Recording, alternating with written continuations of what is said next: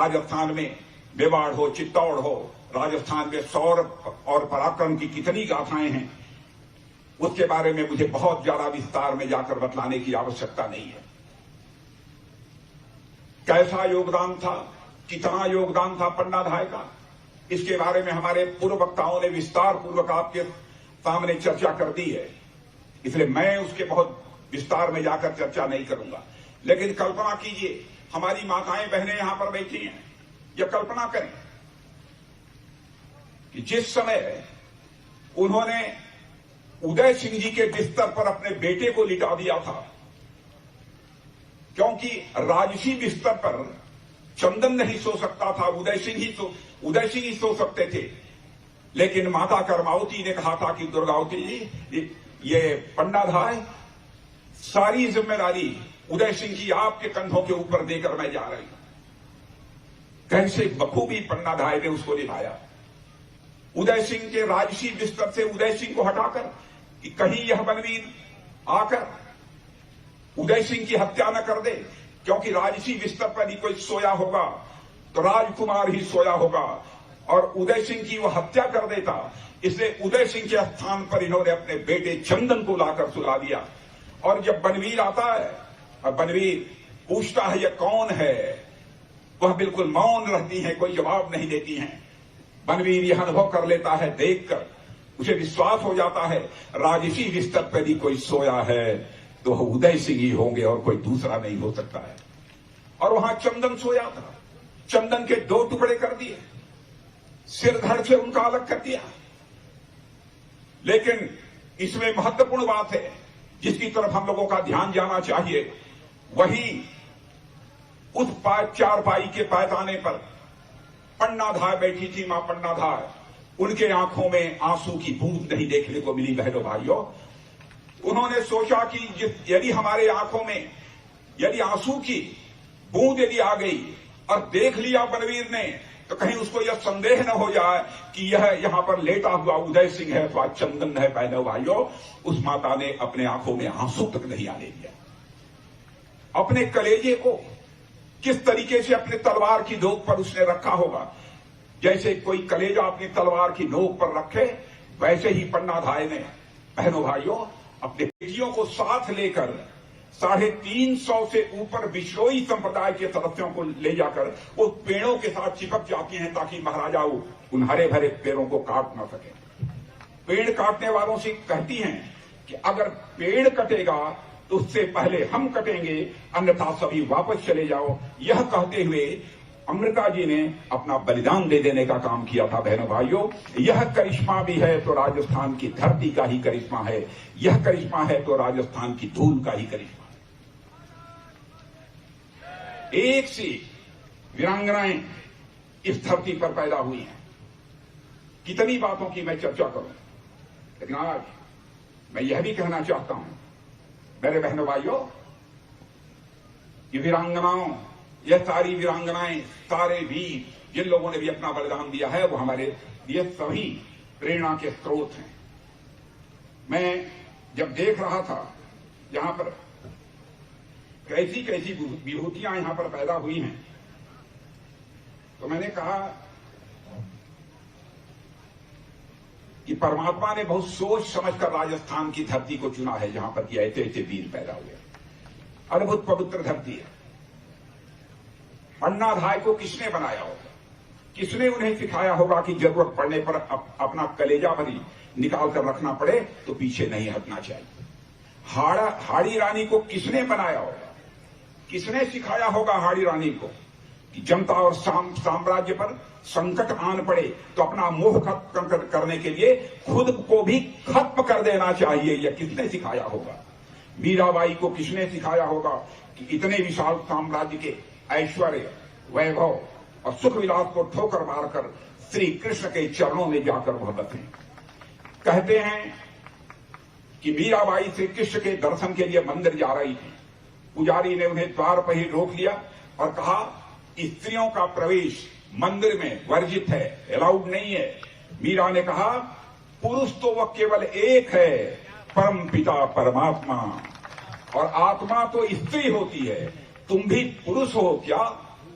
पुजारी भौचक रह गया, उससे कोई जवाब देते हुए न बना। यह सब किसने सिखाया मीराबाई को?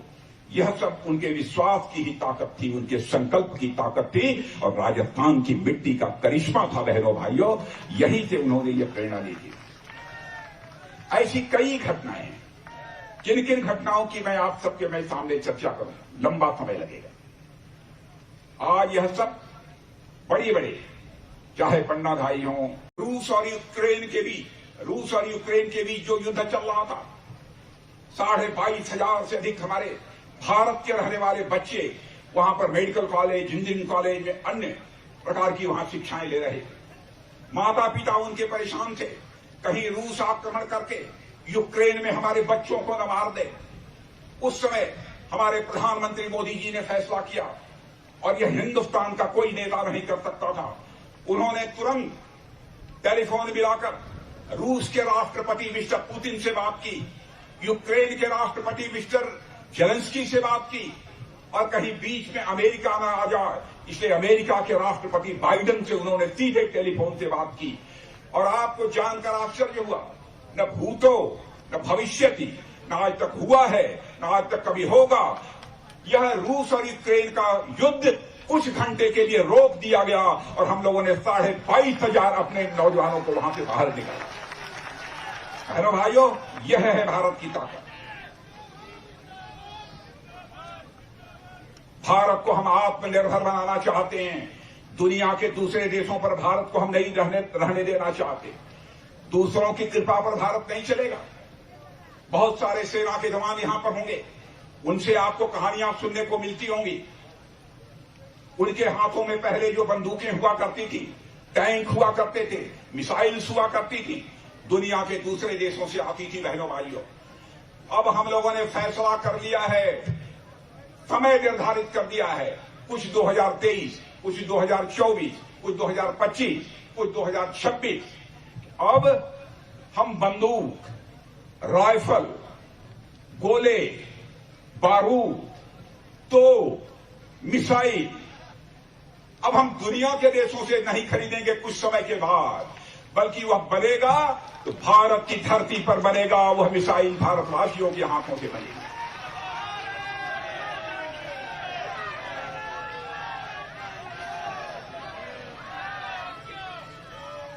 भारत की बेरोजगारी का संकट भाषण देने से समाप्त नहीं होगा। कलेजा मजबूत करके कुछ फैसले लेने से ही भारत के नौजवानों के हाथों को रोजगार मिलेगा। वह हमारे प्रधानमंत्री जी काम कर रहे हैं। किन किन चीजों की चर्चा करूं? अब जैसे सबसे बड़ा बजट 1.25 लाख 1.5 लाख करोड़ का किसी का होता है तो रक्षा मंत्रालय का होता है। बहनों भाइयों, उसमें मैंने तय कर दिया है कि 100 पैसे में 68 पैसा की खरीद हमारी, किसी ने कहा है।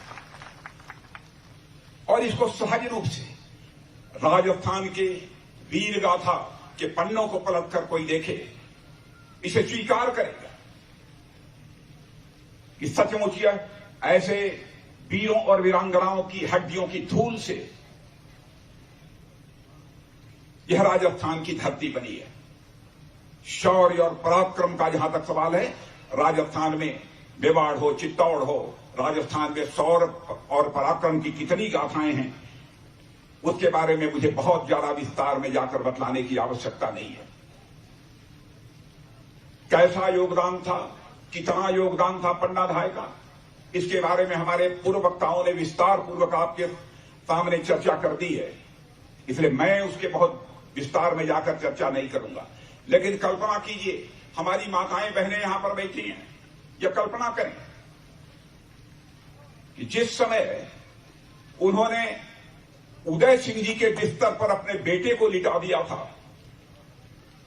क्योंकि राजसी बिस्तर पर चंदन नहीं सो सकता था, उदय सिंह ही सो सकते थे। लेकिन माता कर्मावती ने कहा था कि दुर्गावती जी, ये पन्नाधाय, सारी जिम्मेदारी उदय सिंह जी आपके कंधों के ऊपर देकर मैं जा रही हूं।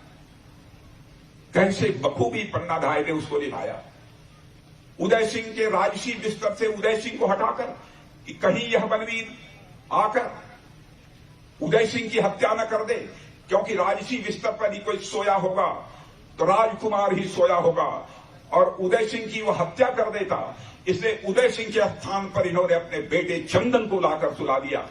और जब बनवीर आता है और बनवीर पूछता है ये कौन है, वह बिल्कुल मौन रहती हैं, कोई जवाब नहीं देती हैं। बनवीर यह अनुभव कर लेता है, देखकर उसे विश्वास हो जाता है राजसी बिस्तर पर ही कोई सोया है तो वह उदय सिंह ही होंगे और कोई दूसरा नहीं हो सकता है। और वहां चंदन सोया था। चंदन के 2 टुकड़े कर दिए, सिर धड़ से उनका अलग कर दिया। लेकिन इसमें महत्वपूर्ण बात है जिसकी तरफ हम लोगों का ध्यान जाना चाहिए, वही उस चारपाई के पायदाने पर पन्नाधाय बैठी थी। मां पन्नाधाय, उनके आंखों में आंसू की बूंद नहीं देखने को मिली। बहनों भाइयों, उन्होंने सोचा कि यदि हमारे आंखों में यदि आंसू की बूंद यदि आ गई और देख लिया बनवीर ने, तो कहीं उसको यह संदेह न हो जाए कि यह यहां पर लेटा हुआ उदय सिंह है अथवा चंदन है। बहनों भाइयों, उस माता ने अपने मूला दासी आती है और पागलों सी विस्मित मूला धाय धाय चिल्लाती है कि जागो जागो पन्ना जागो, ये सोने का वक्त नहीं। और बात हकीकत बता सकूं, ये छाती इतनी सख्त नहीं कि माता हमसे कपट किया, मेवाड़ की तकदीर ने और हत्या कर दी महाराणा की भेड़िए बनवीर ने। लेकिन अब तो राजकुंवर का नाम जुबा पर लाता है और रक्षा करिए धाय मां, चांडाल इधर ही आता है। राजमहल को घेर लिया है 100 पहरेदारों ने और एन वक्त पर पीठ दिखाई वीर वरों सरदारों ने। ये सुनते ही क्षत्राणी पर मानो बिजली गिरती है, आंखों आगे अंधियारा, संपूर्ण दिशाएं फिरती है कि अरे विधाता, नहीं नहीं, यह कैसा लेख